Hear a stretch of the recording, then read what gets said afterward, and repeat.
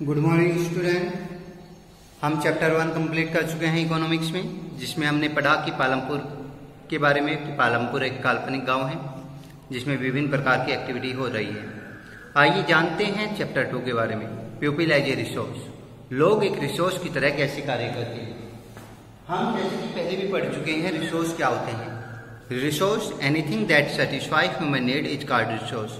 वह प्रत्येक चीज जो मनुष्य की जरूरतों को पूरा करती है रिसोर्स कहलाती है।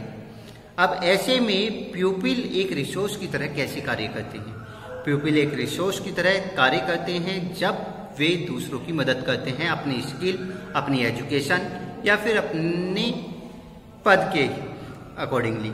जैसे कि हम देखते हैं कि अगर हम बीमार पड़ जाते हैं तो हम एक डॉक्टर के पास जाते हैं और वह हमारा इलाज कर देता है। अगर हमारे घर में कोई पाइप खराब हो जाता है तो हम प्लम्बर को बुलाते हैं। उसी तरीके से अगर हमें घर पर किसी और चीज की जरूरत है, जैसे कि किसी तरीके से इलेक्ट्रिसिटी में कोई प्रॉब्लम आ जाती है तो हम एक इलेक्ट्रिशियन को बुलाते हैं और वो हमारी हेल्प करता है। ये सब क्या है? ये सब ह्यूमन रिसोर्स है जो विभिन्न प्रकार की स्किल्स अपने अंदर रखते हैं और अपनी स्किल्स के अकॉर्डिंगली ये कार्य करते हैं। तो इस तरीके से हम देखते हैं कि people as a resource education के बेस पर होते हैं कि उनका एजुकेशन क्या है, साथ ही साथ उनकी स्किल क्या है, और इस स्किल और एजुकेशन के बेस पर वे कार्य करते हैं और हमारी हेल्प करते हैं। तो पीपल एज ए रिसोर्स वे रिसोर्स हैं जो हमें विभिन्न प्रकार से अलग अलग स्किल्स के अकॉर्डिंगली हमारी मदद करते हैं। इसके बाद आते हैं हम एजुकेशन पर। इकोनॉमिक एक्टिविटी बाय मैन और वुमेन। महिलाओं और पुरुषों द्वारा इकोनॉमिक एक्टिविटी कौन कौन सी की जाती है। अगर हम देखें तो हमारे पास 3 सेक्टर हैं जिनमें हम विभिन्न प्रकार की एक्टिविटी करते हैं। First is primary sector, secondary, third is tertiary.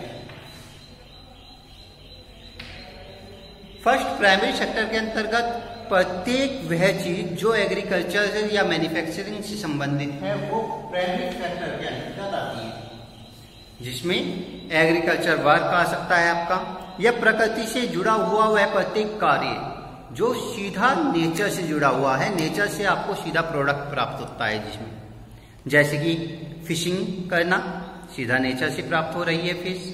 इसके अलावा एग्रीकल्चर खेती करना जिसमें आपको सीधा नेचर से प्राप्त होता है प्रोडक्ट। इसके अलावा शहद उत्पादन या फिर पीसी कल्चर कहते हैं, एपी कल्चर कहते हैं इसे। इसके अलावा पीसी कल्चर आपके मछली पालन को कहते हैं। इसी तरीके से सेरीकल्चर कहा जाता है रेशम के कीड़ों का उत्पादन। ये सब एक तरीके से एग्रीकल्चर एक्टिविटी या प्राइमरी सेक्टर के वर्क है। अब प्राइमरी सेक्टर के किसी प्रोडक्ट को सेकेंडरी सेक्टर में यूज करते हुए कोई दूसरा प्रोडक्ट प्राप्त कर लेना। जैसे मान लीजिए हमने गेहूं प्राप्त किया, व्हीट, और उसे फ्लोर मिल को भेज दिया, फ्लोर मिल ने उसका आटा निकाल दिया। तो इस तरह के वर्क सेकेंडरी एक्टिविटी के अंतर्गत आते हैं या सेकेंडरी सेक्टर के अंतर्गत आते हैं। और सेकेंडरी एक्टिविटी के अंतर्गत इनका विभिन्न प्रकार से दूसरी चीजें बन जाती हैं। जैसे कि आपने देखा होगा कि सरसों से सरसों का तेल निकाला जाना सेकेंडरी सेक्टर का वर्क है, ठीक है, क्योंकि इसमें नेचुरल रूप से प्राप्त होने वाले प्रोडक्ट को दूसरे सेक्टर में बदल दिया जाता है या दूसरे प्रोडक्ट में बदल दिया जाता है। इसके बाद टेरिटरी प्रोडक्ट आते हैं, टेरिटरी सेक्टर आता है। इस सेक्टर के अंतर्गत हम विभिन्न प्रकार के गुड्स एंड सर्विसेज सप्लाई करते हैं। इसमें हम मुख्य रूप से विभिन्न प्रकार के सर्विस प्रदान करते हैं। जितने भी डॉक्टर, इंजीनियर आपके आते हैं वे टेरिटरी सेक्टर के अंतर्गत आते हैं, क्योंकि वे नॉलेज बेस आपको हेल्प करते हैं। इसके अलावा साइंटिस्ट वगैरह भी। Quality of population. इस तरह से हम देखते हैं कि हमारी जो पॉपुलेशन है उसमें विभिन्न प्रकार की क्वालिटी देखने को मिलती है। ये पॉपुलेशन अलग अलग आयु स्तर की होने के कारण, अलग अलग समय स्तर की होने के कारण अलग अलग प्रकार के रिसोर्सों के रूप में उपलब्ध होती है। मान लीजिए कुछ 0 से 5 वर्ष के हैं, उसके बाद कुछ 5 से 15 वर्ष के हैं, कुछ 15 से 35 वर्ष के हैं और कुछ 35 से 65 वर्ष के। तो सबसे ज्यादा वर्किंग करने वाले व्यक्ति कौन हो सकते हैं? 15 से 35 वर्ष के या फिर 15 से 65 वर्ष के बीच के। 65 से ऊपर के शायद इतने ओल्ड हो चुके होंगे कि वे वर्क नहीं कर पाएंगे या फिर वे उस तरीके से एज ए रिसोर्स कार्य नहीं कर पाएंगे। तो हम देखते हैं क्वालिटी जो दिखाती है, क्वालिटी ऑफ पॉपुलेशन दिखाती है कि उस क्षेत्र में कितने लोग रहते हैं और किस तरीके से वे कार्य करते हैं। जैसे कि 2019 के दौरान एक इंटरव्यू में प्रधानमंत्री जी ने कहा था कि 2021 तक भारत सबसे ज्यादा युवाओं वाला देश होगा। इसका मतलब क्या होगा कि यहाँ पर 15 से 35 वर्ष के आयु के लोग सबसे ज्यादा होंगे। ऐसी स्थिति में सबसे ज्यादा उम्मीद है कि यहाँ पर विकास हो सकता है। इसके बाद आते हैं हम एजुकेशन पर। एजुकेशन किस तरीके से कार्य करती है? एजुकेशन कार्य करती है विभिन्न प्रकार से एक ऐसी नॉलेज पर जब लोग उसके थ्रू विभिन्न प्रकार से नॉलेज प्राप्त करके एक स्किल्ड लेबर में बदल जाते हैं या फिर एक स्किल्ड पर्सन में बदल जाते हैं। मान लीजिए एक व्यक्ति डॉक्टरी की पढ़ाई करता है और वह उस डॉक्टरी की नॉलेज लेकर एक डॉक्टर बन जाता है, तो हमारे पॉपुलेशन के लिए या फिर हमारे इन्वायरमेंट के लिए वह एक ह्यूमन रिसोर्स की तरह कार्य करता है। अगर हम उसके पास जाते हैं तो वह हमारी विभिन्न प्रकार से मदद कर सकता है। इसके बाद हेल्थ एक ऐसा ही एस्पेक्ट है जो हमें विभिन्न प्रकार से मदद करता है। एक हेल्दी पर्सन एक खिलाड़ी भी बन सकता है, एक एथलेटिक भी बन सकता है। जैसे कि आपने मीराबाई चीनू के बारे में सुना ही होगा।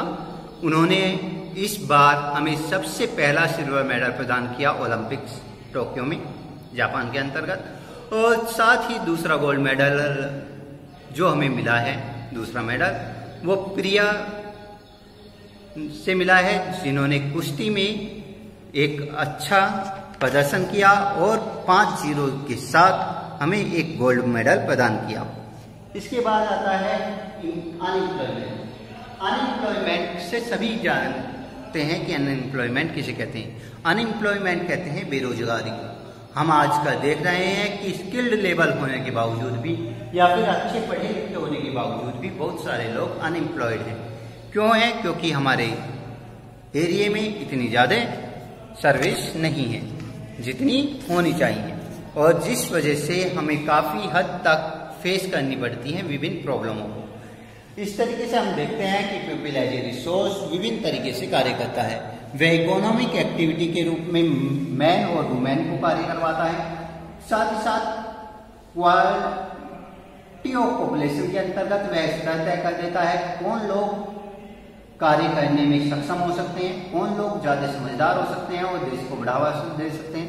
एजुकेशन के बेस पर वह देख सकता है कि किस तरीके से कार्य क्या करवाया जा सकता है। और साथ ही साथ हेल्थ और अनएम्प्लॉयमेंट के अंतर्गत वह विभिन्न प्रकार की प्रॉब्लमों को के बारे में भी दर्शाता है। आइए समझते हैं इस लेसन से जुड़ी हुई कुछ कहानियों को जो इसके बारे में बताती हैं। जैसे कि शकल और विलास की कहानी है। ये दो दोस्त हैं जो शामापुर गांव में रहते हैं। शकल की आयु जहां 12 वर्ष है, उसकी माता शीला घर का कामकाज देखती हैं। पिता भूता चौधरी हैं जो खेत के काम करते हैं। शकल घर के कामकाज में अपनी मां की मदद करता है। अपने छोटे भाई जीतू और बहन सीतू की भी देखभाल करता है। चाचा श्याम ने मैट्रिक परीक्षा पास की है लेकिन वे घर पर बैठे हैं, बेकार हैं, मतलब कि वे अनएम्प्लॉयड हैं। और इसी के साथ गोटा और शीला चाहते हैं कि उनका बेटा शकल पढ़े लिखे, और साथ ही इसीलिए उन्होंने गांव के एक स्कूल में उसका नाम लिखवाने के लिए जोर देते हैं, जिसमें उसने शीघ्र प्रवेश पा लिया है। उसने पढ़ना शुरू किया है, उच्च माध्यमिक परीक्षा पास कर ली है। इसके पिता ने उसे अपनी पढ़ाई जारी रखने के लिए राजी रखा है। शकल ने कंप्यूटर प्रोग्रामिंग सीखी है, जिसके कारण अब वह बड़ी लगन और उत्साह के साथ एक प्राइवेट फार्म में काम कर रहा है और उसके एक नए प्रकार के सॉफ्टवेयर को डिजाइन किया है। सॉफ्टवेयर से फर्म की बिक्री काफ़ी बड़ी है, जिसके कारण उसका पद भी बढ़ा दिया गया है। वहीं पर विलास एक 11 साल का लड़का है। वह सकल के ही गांव में रहता है। विलास के पिता महेश एक मछुआरे हैं या फिर फिशरमैन कहा जा सकता है। विलास जब केवल 2 वर्ष का था तो उसके पिता की मृत्यु हो गई थी। ऐसी स्थिति में गीता ने मछलियां बेचकर अपने परिवार का पालन पोषण किया, जो उसकी मां है। एक जमींदार के तालाब में मछलियां खरीदती और वह जमींदार के तालाब से मछलियां खरीदती और निकट की मंडी में बेचती हैं। वह मछलियां बेचकर एक दिन में केवल 20 या 30 रुपए ही प्राप्त कर पाती है या कमा पाती है, या फिर उस स्तर में आपकी किताब में शायद ये चेंज भी हो सकता है, क्योंकि काफ़ी पुरानी किताबों में यहाँ पर लिखा हुआ है कि ये 150 से 200 रुपये कमाती है, कुछ में लिखा है 20 से 30 रुपये कमाती है प्रतिदिन। ऐसी स्थिति में उसकी माँ के पास इतने पैसे नहीं हैं कि वह डॉक्टर से उसका इलाज करवा सके, क्योंकि विलास को गठिया का रोग है।